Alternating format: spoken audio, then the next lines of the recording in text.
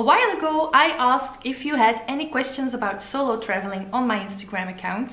And so here I am ready to share with you all my solo travel tips, so let's go. But first of all, let me introduce myself for those who don't know me yet. My name is Joëlle and I have been solo traveling for years. My first solo trip was a city trip to Istanbul back in 2015, and a lot of people call me crazy because of the major cultural differences, but I took it as a challenge and I absolutely loved my time there. Nothing happened there that I did not encounter in my hometown Antwerp before, so I could handle it. Then I went hiking to Madeira on my own, and even though some people looked at me crazy, being very judgmental because I was a girl hiking alone in the middle of the jungle, I felt really badass being able to do all these fantastic hikes.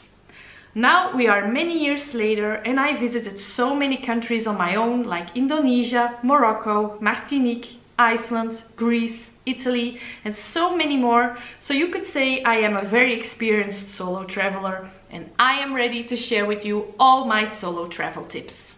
When I first received your questions, I have to say I was shocked about the amount of people that still think solo traveling as a woman is dangerous. It is not dangerous. At least it is not more dangerous than walking alone in your hometown.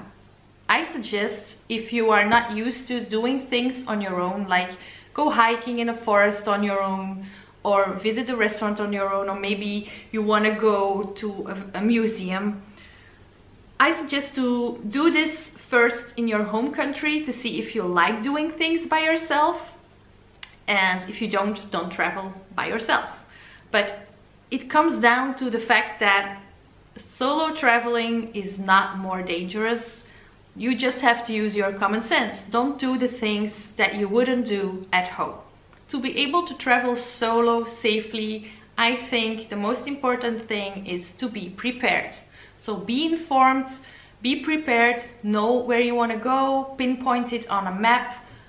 Based on those locations, you can choose your hotel. Check the hotel neighborhood because often, let's say you choose a hotel in a train station area, you will know it is a dodgy neighborhood. Most of the time, like 85% of the time, those areas are not like the most amusing to walk around. I always like to stay near the main sites and also in a street that is nearby restaurants where I know that in the evening there will be lively ambience, where there will be people, so I don't have to be alone in the street at dark. When I go hiking, I always have the itinerary with me. I know what kind of weather it will be that day. I'm always prepared. What I do when I go hiking is saying hello to everybody, because then that way you will get noticed.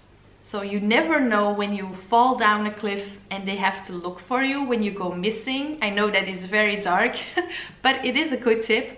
If you go missing, then people will still remember you because you said hi. Maybe you even started a short conversation with them, but they will remember your face and they will say when they see you on the news, hey, this is the girl that we met on the way of that hike. So they know where to start looking. I know it's very dark, but I rather have my parents knowing where I am and if I'm dead or something, than that they have to look for me for 2 years and that I have to live in uncertainty for 2 years. Again, very dark to think about these things, but yeah, maybe that's just how I am. I always keep copies of everything, so I have 2 credit cards. One I take with me, one I leave at the hotel. I always take a copy of my passport with me and I leave the passport locked in the hotel. I always have spare phones with me because I use my main phone a lot for when I go hiking, to check itinerary or to make photos or videos. So I always take a spare one that I will use for navigation in the car. Sometimes it's not possible to charge your phone on the way, so that's why I always take 2. Also, last year I used my iPhone for flying the drone, and maybe, I don't know what happened, it got overheated or something, and yeah, it was just dead. So I was lucky to have a second one, so I still was able to navigate in the car. I use it as a GPS, because if I didn't have a spare phone, I wasn't able to talk to anyone that day. I wasn't able to connect with my parents to say, hey, I arrived safely at the hotel. So I think it is good to have a spare phone with you, so you are still able to look for information and yeah, communicate with people. I always share the information of where I'm staying, where I'm going with the people at home. Most of the time those are my parents. But I never share this information with strangers, so I never share anything about where I'm staying or where I'm going, because you never know who you're talking to. Some people are bad. Some. Another dark one, when I go hiking, I always inform the hotel reception in advance of which hike I'm going to do that day, just so they know if I don't arrive back at the hotel in the evening, that they know where they have to start looking. I always say, send the chopper. If you get lost, don't show it. Always act and look confident. Even if you are not. Don't go start looking all confused with your phone in your hands, looking on a map. What I do is, if I get lost, I just find a place where I can sit down and look at the map, or I go inside a store or something where it's not that obvious that I'm lost. If you go sit on a bench in a park, it will look as if you just want to rest for a while. But if you are starting to look confused in the street with your phone in your hand, you will be an easy target. Also, as a woman, I am always aware of my surroundings. I always know who is behind me, who is in front of me, who is next to me. It may sound paranoia, but it can avoid a lot of trouble. So always be aware of what is happening around you. When I was in Morocco, there was an elderly man who said, be careful for people riding motorcycles, because those are often people that will grab your bag. So every time I heard a motorcycle behind me coming, I started to walk next or closer to a wall or somewhere where I knew this way the motorcycle won't be able to pass at the same side my bag is situated. So this way I avoided that they were able to take my bag. I always buy a local SIM card, not in Europe because the rates are the same all over Europe. I'm from Belgium.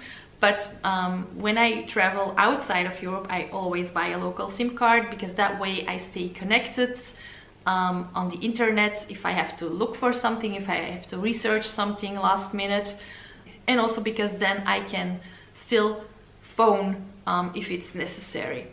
It is always nice to learn some local phrases, some local sentences like hello, goodbye, thank you, I would like, or I am lost, or where is, because that way people will appreciate you making an effort learning their language, and it also will make it a lot easier to connect with people.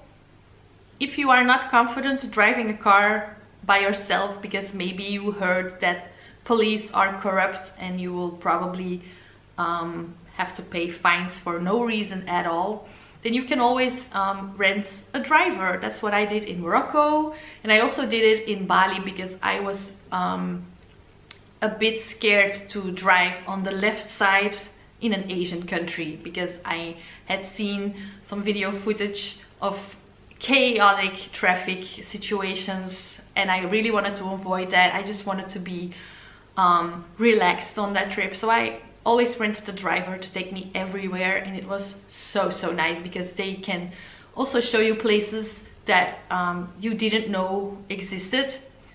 So basically it comes down to use your common sense, don't do what you wouldn't do at home, and just enjoy your trip. I mean, traveling solo is so nice. I never get lonely because you get to meet a lot of people when you're on your own. It's way easier to connect with people when you're traveling on your own than if you have a travel companion. So book the ticket and just go. So thank you for watching this video. I hope you liked it. Then please give it a thumbs up. If you have any more questions, please leave them in the comments down below, and subscribe to my videos so you won't miss out on any of the next ones. I hope I provided you with some decent tips, and I hope you will enjoy your next solo travel. See you in the next video. Bye bye.